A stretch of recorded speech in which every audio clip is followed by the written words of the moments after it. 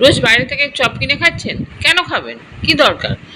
এই বর্ষার দিনে বাড়িতে মাছের চপ বানিয়ে খেয়ে দেখুন তো। একটি কড়া বসিয়ে গ্যাসে, তার উপরে দুপলা তেল দিয়ে আদা রসুন কুচো পেঁয়াজ কুচো দিয়ে নেড়ে চেড়ে 1 চামচ নুন 1 চামচ হলুদ দিলাম, তাতে সিদ্ধ করা মাছ দিয়ে দিলাম, দিয়ে নেড়ে 2টি আলু সিদ্ধ করা ছিল সেইটা ভালো করে নরম করে হাতের সাহায্যে মেখে নিয়ে দিয়ে দিলাম, দিয়ে নাড়তে থাকলাম।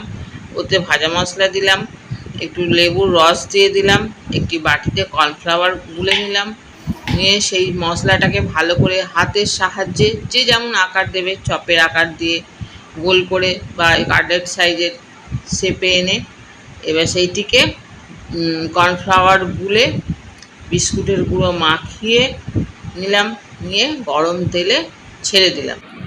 2 পিঠ লাল করে মাছের চপটি ভালো করে ভেজে নিয়ে হয়ে গেল আমাদের মাছের চপ রেডি।